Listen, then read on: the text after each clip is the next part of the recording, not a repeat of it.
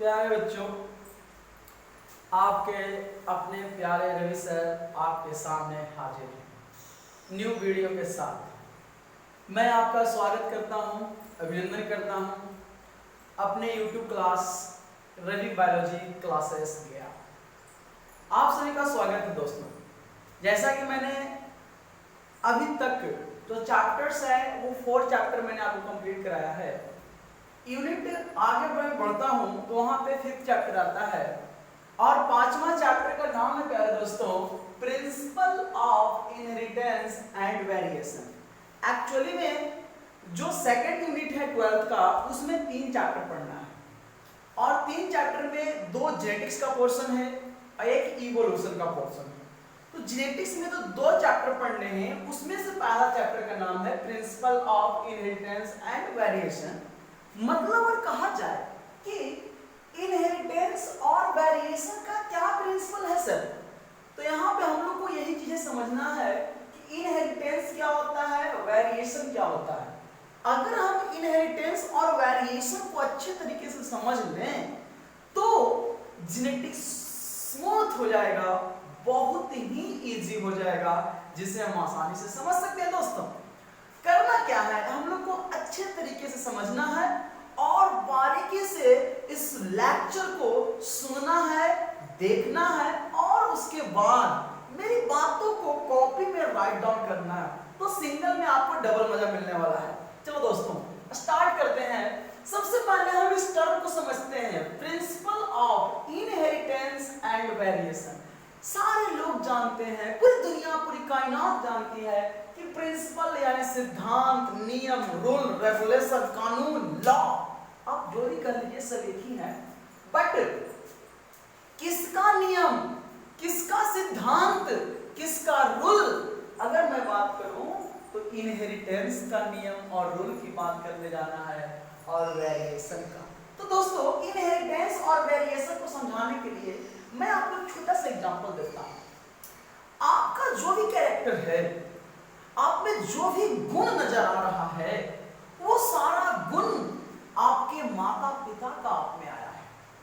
कहा जाए कि 23 डीएनए, 23 क्रोमोसोम, 23 क्रोमोसोम मैटरनल है और 23 पैटर्नल है, यानी 23 क्रोमोसोम मम्मी का है और 23 क्रोमोसोम पापा का है।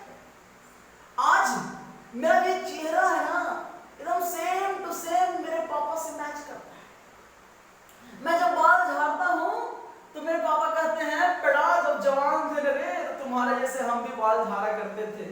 मैं सोचता हूं कि मैं भी बूढ़ा हो जाऊंगा काश, तो मैं भी तो पापा की ही तरह हो जाऊंगा। यानी कि लोग गांव वाले भी हमको देख के पहचान जाते हैं, अच्छा तुम उनका बेटा है जी, अच्छा अच्छा। बोले कैसे पहचान लिए?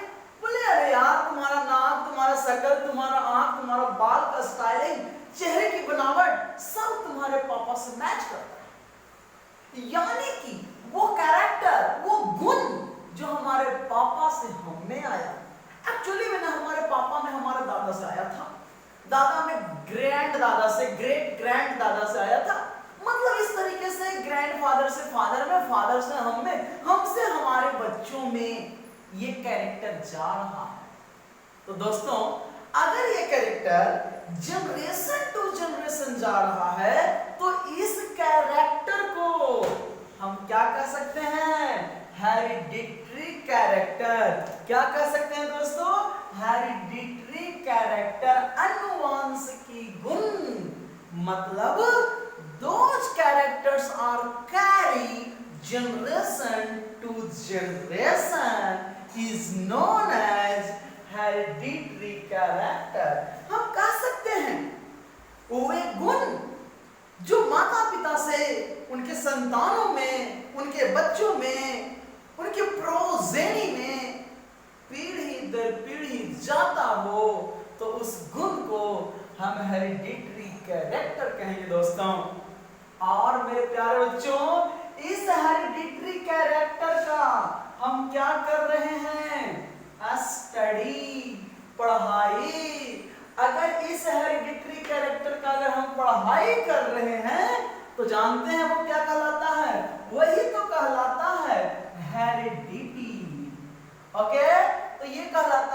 हेरिडिटी किसको हेरिडिटी कहेंगे? तो मैंने अभी आपको समझाया आप लोगों को कि वो गुण, वो कैरेक्टर जो माता पिता से बच्चों में जाता है, तो माता पिता से जो बच्चों में जाएगा तो उस गुण को हेरिडिटरी कैरेक्टर, अनुवांशिक गुण कहेंगे। बट उसका स्टडी, उसका पढ़ाई, उसकी जानकारी क्या कहलाता है?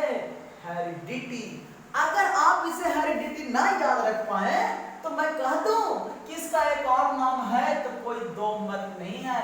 इसी को दुनिया वाले इनहेरिटेंस, इसी को दुनिया वाले इनहेरिटेंस के भी नाम से जानते हैं। तो आप समझ चुके हैं कि इनहेरिटेंस क्या है। वो गुण जो माता पिता से उनके बच्चों में जाता है, और उसी गुण का अगर हम अध्ययन करते हैं तो वो हेरिडिटी या इनहेरिटेंस कहलाता है। तो ये पहला पॉइंट तो हम लोगों को क्लियर हो चुका है। दूसरे पॉइंट की ओर अगर हम चले, दूसरे शब्द की ओर हम लोग निगाहें दौड़ाएं तो वो है वेरिएशन। सिंपल बात, मैं आप लोगों की बातें करता हूं या मैं अपनी भी बातें करूं।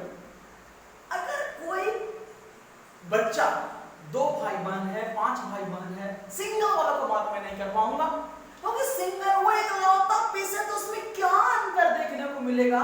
कम से कम 2 तो होना ही चाहिए, तब न दोनों में कंप्रोमाइज, ये कंपैरिजन किया जा सकता है, दोनों में अंतर देखा जा सकता है। मैं आप लोग के तो बारे में विशेष नहीं जानता हूं, लेकिन मैं अपने बारे में आपको विशेष मैं बता सकता हूं कि जो बातें हैं वो ये है कि हेलो, तो कोई बात नहीं, तो बातें यही है कि बीच में लाइन कट गया था, कोई बात नहीं, हम लोग आगे फिर से बातें करते हैं।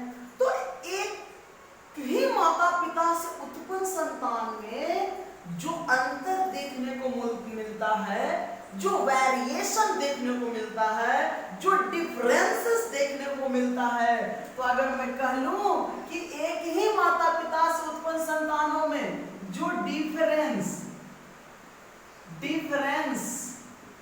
अंतर देखने को जो मिलता है वो डिफरेंस है,